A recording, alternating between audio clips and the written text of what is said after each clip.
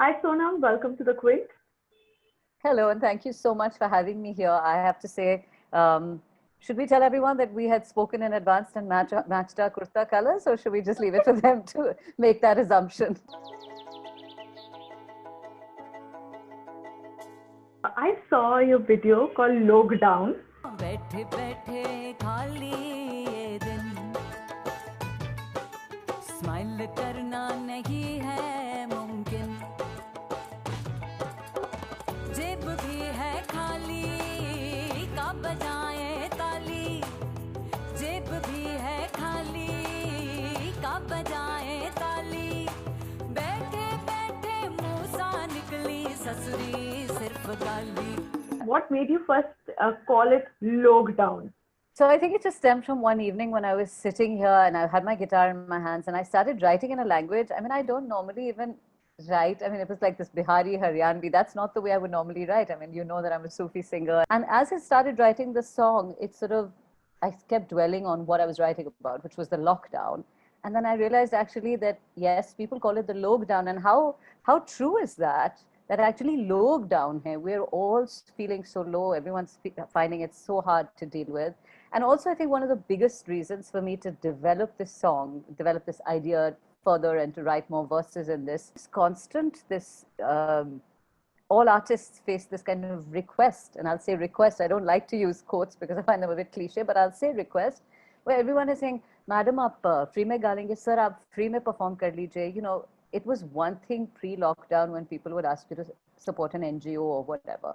But now everyone's turned into this. I mean, it is a job and people need to feed their families. Most of my accompanying artists have families of 4 or 5 that they need to feed. And for people to call up people and say, please perform for free, not only is it extremely disrespectful to the arts, it's extremely ludicrous, I would say, to say that, you know what, you don't need the money, so therefore you must perform for free. And also, I think the fact that I didn't want to do it as a whine, and I didn't want to do it as a cry for help.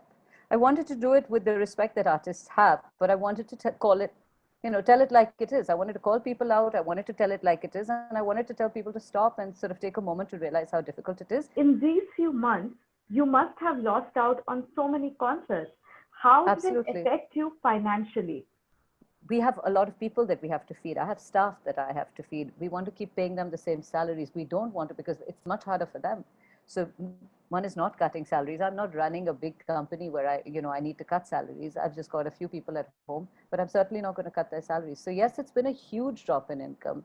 And like I said, I still feel grateful, but when I speak to my friends who are folk musicians or my accompanying artists, my folk musician who I'm talking to about one of these platforms that wants to offer him 2,500 rupees for a gig or a concert, an online concert, and he's sounding really grateful for 2,500 rupees, saying, "Ki main ration khareed lunga," and it breaks my heart when I hear him speak like that. One of the things that gets me really gets my goat a little bit is that really we have always been the ones in times of catastrophe, in times of difficulty, to help raise funds for anything across the board.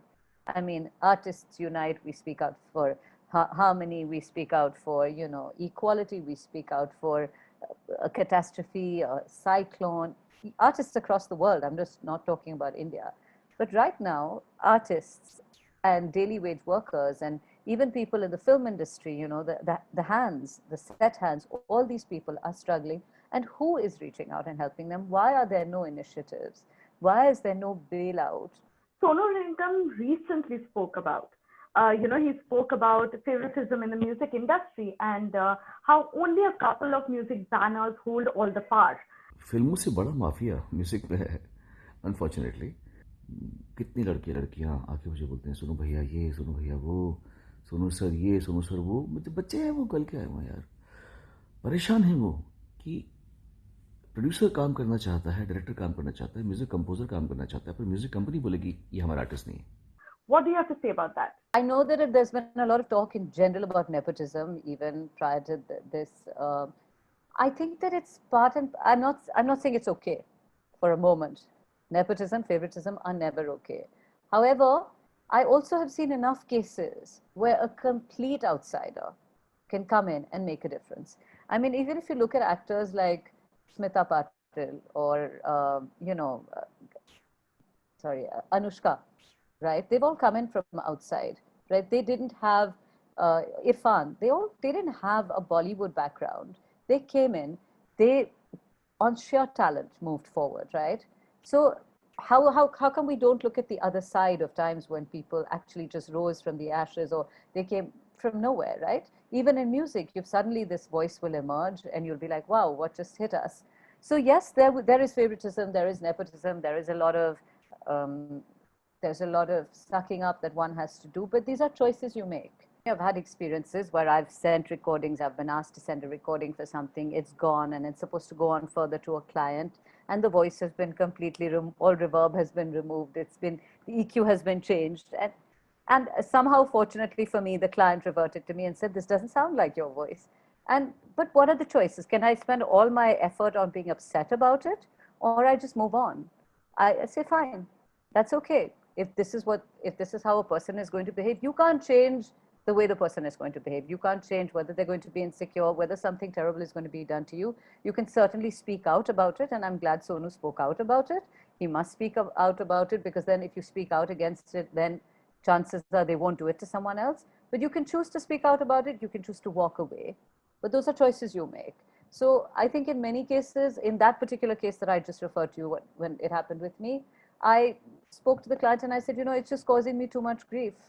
And so I don't want to be a part of this project. I do music because it brings me joy. Because like I said, for me, it's ibadat. So when anything is going to be toxic and create negativity around it, I don't want to be a part of it. And I certainly, would I schmooze? I'm not a schmoozer. I'm not going to schmooze. I want to keep this area of my life as uncluttered, as free from any toxin, as pure as I possibly can. So that's a choice I choose to make.